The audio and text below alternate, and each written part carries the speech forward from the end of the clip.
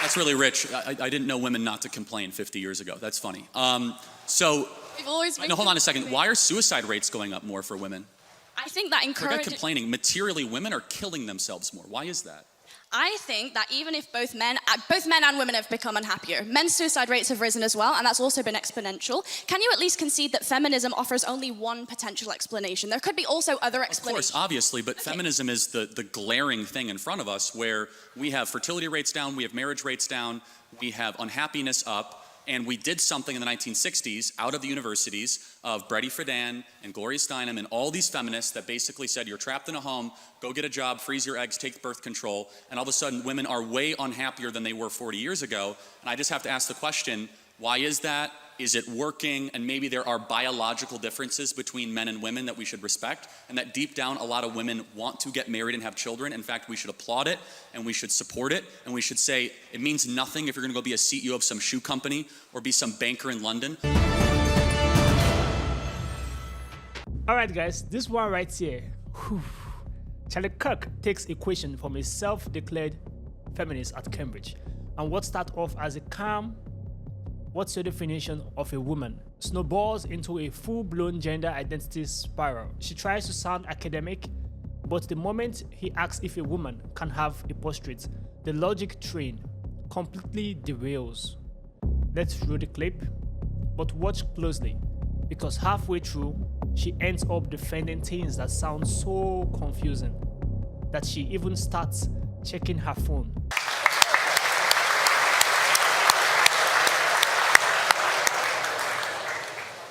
So I'm a feminist. My question is about the role of women, though. What should women's role in public and private life look like, and what are the material benefits of that? Well, thank you for that. Can I take it? I don't even want to take this detour, but can we both agree on what a woman is? Yes. An adult human female, it's a biological state of being that is also socially experienced. Can I please elucidate just one example of that social experience? Yeah, I was going to answer your question, but sure, go ahead. Yeah, okay.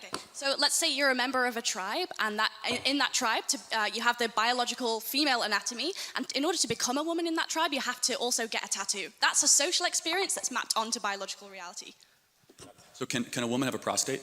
Can a woman have a prostate? Biologically speaking, a woman is an adult human female that has a biological reality, but it's also social experience, right? So I don't... Yeah, it's super easy. Like, can a woman have a prostate? So as per my definition of woman, I would say that people who have a prostate are biologically male, but they can sometimes be socially treated as women. Okay, got it. So women can have prostates. Got it. Okay. So you're a feminist that actually isn't just fighting for women, you're also fighting for men. So, yes, yeah. All right, pause right there. Let's talk about what just happened. Charlie Kirk asks a basic biological question. Can a woman have a prostate? And instead of a straight answer, we get a full-blown TED talk on social experiences and a tribal tattoos. Here's the deal. This isn't about being cruel or dismissive. It's about clarity.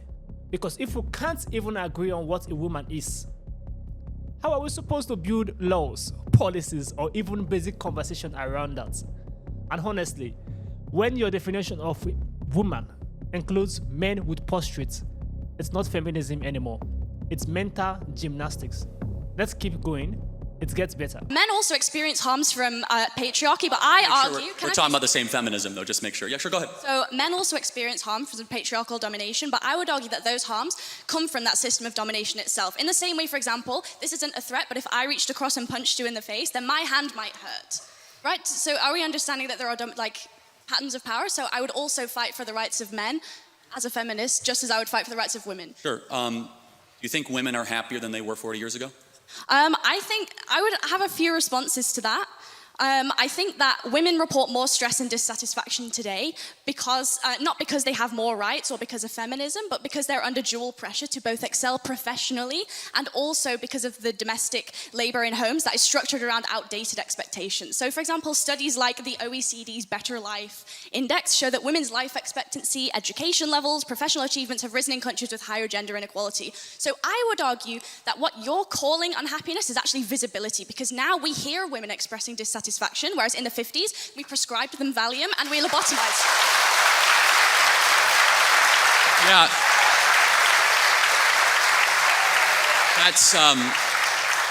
That's really rich. I didn't know women not to complain 50 years ago. That's funny. We've always been No, hold on a second. Why are suicide rates going up more for women? I think that Forget encourages... complaining. Materially, women are killing themselves more. Why is that? I think that even if both men and women have become unhappier, men's suicide rates have risen as well, and that's also been exponential. Can you at least concede that feminism offers only one potential explanation? There could be also other explanations. Of course, obviously, but feminism is the glaring thing in front of us where we have fertility rates down, we have marriage rates down, we have unhappiness up, and we did something in the 1960s out of the universities of Bretty Friedan and Gloria Steinem and all these feminists that basically said you're trapped in a home, go get a job, freeze your eggs, take birth control, and all of a sudden women are way unhappier than they were 40 years ago. And I just have to ask the question, why is that? Is it working? And maybe there are biological differences between men and women that we should respect, and that deep down a lot of women want to get married and have children. In fact, we should applaud it, and we should support it, and we should say it means nothing if you're gonna go be a CEO of some shoe company or be some banker in London. What matters if you raise children and you have something to pass down long after you're gone. I think I would bring 2 points to that. The first one is just really simple, which is that you can ascribe liberalism all you want as the cause of the unhappiness. I would argue something else. I would say that it's certain economic policy that has very little to do with the social acceptance of alternative lifestyles. I would say that we can recognize that income inequality across a vast swathe of Western countries has increased, which causes all kinds of social ills, a lack of social cohesion, housing price growth doesn't correspond with wage growth, monopolies increasingly become kind of emboldened to interfere with politics, and monopolies don't prioritize social health either. I think that those offer more compelling reasons for a decline in happiness than an increase in freedoms, because just one more thing, on an intuitive basis, generally speaking, people want more freedom, not less. Okay, so if that's true, why is it, do you agree that the happiest women in the West are married with kids? I would have to look into it, but I think there are certain studies and objectively we know that, right? The women with kids are not the ones tearing down statues, right? They're the ones that actually have obligations. Does tearing down statues correspond to some kind of smiles per capita data set that I wasn't aware of? Again, it's like, it's a little bit of a one-liner. The happy and the grateful. The happy and the grateful usually don't go burn down Wendy's in their spare time, of which we saw in our country all throughout a single summer. But as a side note, you would agree, objectively, study after study, survey after survey, that the women of the West that are married and have children, especially a lot of children, are far happier than even the ones that earn more money correlated at the same age.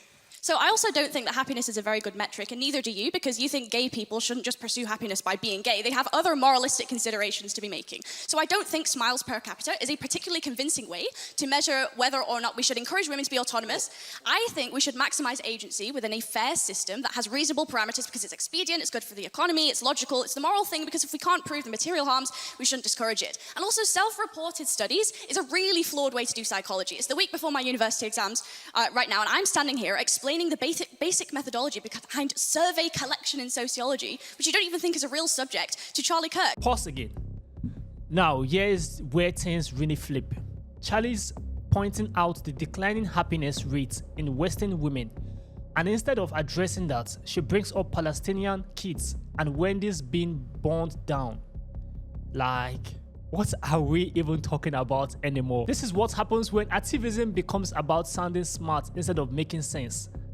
She's so focused on being ideologically correct, she can't even admit that maybe, just maybe, traditional values still matter to a lot of people. Marriage, family, faith, fulfillment. But no, instead, we are told to freeze our eggs, chase careers, and wonder why we are lonely at 38. Let's finish it up. If I took one of those surveys right now, I'd check extremely miserable. But so would a Palestinian child who's been torn to smithereens. How are we going to measure? You would say extremely miserable? No, I'm kind of making a joke. No, I mean, but seriously, like, but hold on. I mean, like, that's an important point, though, is that the women in the West have it the best in the world, and yet they're way unhappier than women of sub-Saharan Africa. There's something fundamentally wrong here. Because the women of sub-Saharan Africa have something that a lot of women in the West do not have. The women in the West have cats, and they have good jobs. And the women of sub-Saharan Africa, they have a belief in the divine, and they have kids. And maybe there's a biological undercurrent that is keeping a lot of women from realizing their full potential. And so without reading your phone and just, like, you know, connecting. I'm not really reading my phone. Well, it's fine. Sure, then you can answer without it. Fair enough. Would you agree that it's a good thing that more women get married and have children in the West? I would ask you, would you say that a sub-Saharan African woman who's experienced female genital mutilation and checks extremely happy in a survey, and I also would check extremely happy in a survey, who do you think would be objectively more happy, even if they both check the same answer? No, again, so I fully, if you want to talk about how Islam mistreats women, we could talk all day long. Like, I'm all for that. Me too. Okay, good. So we agree. Yeah, absolutely. We actually have agree on agreement. many things. Then we should shut off Muslim immigration to the UK, right? We totally agree. I think that all religious fundamentalism is bad, and if you take that logic, we should also not allow evangelical Christians into Well, okay, the UK either. hold on. So hold on a second. Hold on. That's funny. Hold on. Can you show me what would your example, because I have 50, of a single Christian country that you would say mistreats women, right? America. Oh, really? Yes. We had a female woman vice president. We had a female vice president, a female speaker of the House. Women earn more than men in America. In Rwanda, female representation in government supersedes the UK by quite a lot. Did women get treated better in Rwanda? Okay, I might be super off this. Like, is Rwanda Islamic? Like, I'm not totally sure. I don't think it is. Like, is it? Like, I don't know, actually. It's not. So, again, we were just talking about Islam. It's a little bit of a side note, but you must be morally clear, because you brought up female genital mutilation, which is a teaching of the Islamic faith. But as a side note, like, again, this is very important, which is, I'm not here to require you to do anything or not. I'm making a simple observation, which is objectively true regardless. The women of the West are miserable, and they're miserable for a reason, because we've told them to suppress how they are made by God and pursue something else and get a bunch of trinkets and get a bunch of promotions, and they end up at 38 years old with a big flat in London, and they're miserable.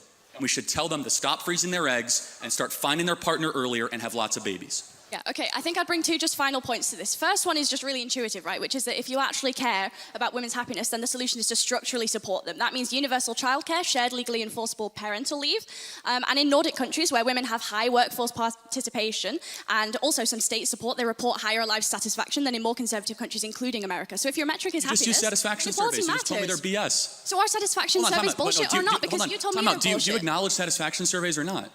You just told me that they're BS. Do you think they're we can use that as data? I don't think that yes or no? it is the only sole data set, but it is a data set that necessarily you told me they're so matters. flawed and you self-report. Okay, by the macro self-satisfaction data, I am correct. And you are right. When you have paid family leave, you are happier. I'm actually a proponent of that. At Turning Point USA, we pay for 6 months when somebody has a child. I think there's a lot of agreement we can have on that. We need to encourage having more children. I think the Hungarian child policy is phenomenal. We should look at that, because the greatest thing that is plaguing the West is we're not having enough kids. And it's not just bad because we won't have a future. It's also bad because the present is awfully miserable for too many women as well. Okay, in which case I think we get... Start bringing this to a close, please. Okay, I think just one final thing, which is that in which case we get to a really interesting argument about what parts of womanhood can be demarcated to the social and what kinds of womanhood can be demarcated to biological. So, for example, my anatomy is demarcated to the biological, but the fact that I might potentially be a better nurturer than a man, I would demarcate that to the social, you might demarcate that to the biological, in which case we have differing moral scales of value. I would ask why we should necessarily prioritize your moral scale of value, which prioritizes things like the birth rate, when in actual fact there are various other moral scales of value. And if you yourself are a free market American, why is it the case that you would not, like the previous speaker noted, I've already answered. Extend personal freedoms towards all spheres, including a private sphere? I believe in absolute truth claims, and it's absolutely wrong and bad when a society stops having kids to replace their own population. And then you have to import the third world, and you become the third world. It's bad. I disagree, but thank you. Okay, thank you. Okay, let's take a deep breath. So what did we just watch? Charlie kept asking simple questions, and she kept running around them like she was Trinity dodging bullets in the Matrix. And that's the core of this whole debate. If your worldview falls apart under basic questions, maybe it's time to rethink it. Now, don't get me wrong. You want to live your life, definitely. Go ahead. But don't act like everyone has to conform to this wild, overly academic, defining everything version of reality. So here's my question to you. Do you think we have lost touch with basic truths in the name of being inclusive? Or is this just a phrase society has to walk through? Let me know what you think in the comments. And hey, if you enjoyed watching this feminist get tangled in her own logic, hit that like button and share it to someone who needs a laugh and a reality check. See you in the next one.